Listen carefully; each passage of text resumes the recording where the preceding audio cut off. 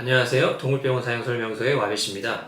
오늘은 고양이들에게 자주 생기는 비뇨기계 질환이죠. FLUTD라고 불리는 고양이 하부 요로계 질환에 대해서 5분 설명 들어가 볼게요.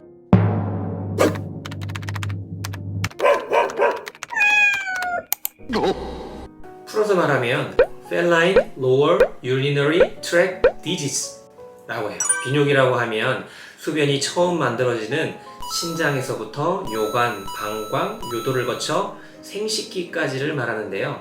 상부라고 하면 신장과 요관을, 하부라고 하면 방광과 요도를 일반적으로 말해요. 하부 요로계 질환이라고 하면 즉 방광과 요도에 영향을 주는 질병을 포괄적으로 표현하는 것이라고 할 수 있어요. 소변 보는데 문제가 생기는 거죠. 배뇨곤란, 배뇨시 통증, 소변을 자주 보거나 진한 색의 오줌 또는 혈뇨를 보고요. 소변을 잘 가리지 못하는 것도 증상이에요. 고양이들이 화장실을 자주 들락날락거리거나 화장실에서 많이 울거나 하는 것들이 관련된 증상이라고 보시면 돼요.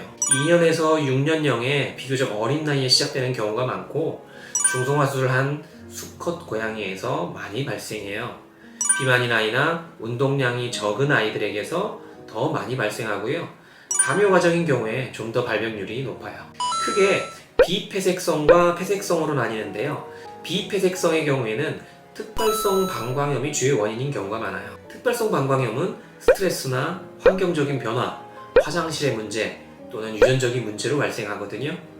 폐색성은 요도가 막혀서 소변 배출이 안 되는 상태를 말하는데요. 주로 요도 플러그, 즉 찌꺼기가 요도에 껴있는 경우를 말해요.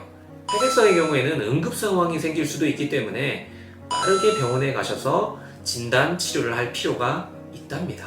비폐색성의 경우에는 내과 치료를 시도해요. 특발성 방광염이라면 방광염을 먼저 치료하고 결석이 있다면 결석을 제거해요. 폐색성의 경우에는 막히는 요도를 뚫어줘야겠죠. 요도 카테터를 장착해요. 음경을 통해서 방광까지 요도 카테터를 장착하고 소변을 배출시켜주는 거예요. 이때 수액을 함께 맞으면서 소변을 만들어주고 배출해주고 이렇게 하는 거예요.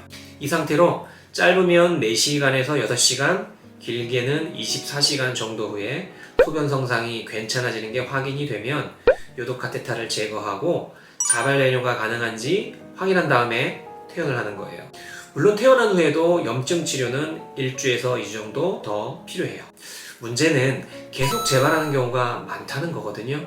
빠르게는 몇 주 이내에서부터 몇 달 이내에 자주 재발하는 아이들이 있어요. 이런 경우에는 수술을 고려하기도 해요.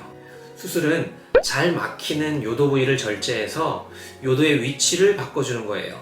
전통적인 수술 방법은 회음 요도루 성형술인데요. 요도의 말단 부위, 즉 자주 막히는 부위를 절제하고 좀 더 위에서 생식기를 만들어주는 것이라고 보면 돼요. 수컷의 경우 생식기가 사라지고 암컷처럼 생식기의 위치와 모양이 변하는 거죠. 성전환 수술과 비슷해요. 하지만 이 수술법은 부작용이 꽤 많아요. 요도가 피부와 직접 연결되어 있기 때문에 염증이 자주 생기고 협착이나 감염, 유합부전 등이 생기기도 해요. 그래서 이런 부작용을 최소화하기 위해 응용수술법이 탄생했는데요. 요도 포피 문합수술이라고 해요. 회음 요도루 성형수술과 동일한 방식이지만 포피, 즉 음경을 감싸고 있던 피부 조직을 잘라내지 않고 남겨둔 다음에 새로 만든 생식기 위치와 연결을 시켜주는 거예요. 물론 간단하지 않은 수술이므로 숙련된 외과이어야 가능한 수술 방법이에요. 생식기의 위치는 바뀌지만 요도가 그대로 노출되지 않고 포피 안에 있기 때문에 감염, 협착, 염증, 유합부전의 가능성이 거의 없다고 보시면 돼요. 혹시 너무 잦은 FLUTD 재발로 수술을 고민하시는 분들이 있다면 꼭 요도 포피 문합 수술을 고려하시기 바랄게요. FLUTD 수술을 한 아이들의 경우에는 재발률이 현저히 낮지만 수술 없이 치료받았던 아이들은 재발하는 경우가 상당히 많은데요. 그렇다면 어떻게 관리해 주어야 재발률을 낮출 수 있을까요? 먼저 스트레스를 줄여야 해요. 환경이 갑자기 변하지 않도록 해주고 새로운 동거묘를 입양할 때는 정말 신중하게 생각하셔야 해요. 신선한 물을 많이 마실 수 있도록 해주는 게 중요하고요. 또한 화장실 관리를 잘 해주셔야 해요. 고양이는 화장실이 마음에 들지 않으면 배뇨 문제가 생길 수 있기 때문이에요.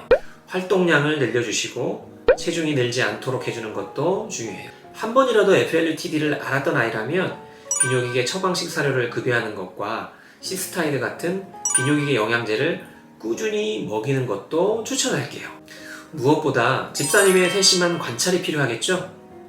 화장실을 자주 들락날락거리지는 않는지, 소변을 보면서 울거나 힘들어하지는 않는지, 생식기 그루밍을 심하게 하지는 않는지, 소변이 너무 적게 나오거나 엉덩이에 소변을 막 묻히고 있지는 않은지를 잘 확인하시고 이상이 있다면 빨리 병원에 가시는 게 좋아요. FLUTD는 초기에는 비교적 쉽게 치료가 끝날 수도 있지만 진행이 많이 되면 요도가 파열되는 응급 상황이 발생할 수도 있고 신부전으로 진행된다면 생명에 지장을 줄 수도 있어요. 오늘은 고양이 하부 요로계 질환인 FLUTD에 대해서 알아보았어요. 고양이는 아파도 잘 티를 내지 않는 것으로 유명하죠. 너무 아파 보여서 병원에 데리고 가면 이미 정말 심각한 경우일 때가 너무 많아요. 부디 모두 건강하고 행복한 반려생활 하시길 바랄게요. 오늘 내용이 유익하셨다면 좋아요와 구독, 알람 설정까지 부탁드리고요. 동물병원 사용 설명서에 화면이었습니다. 감사합니다. 바이바이.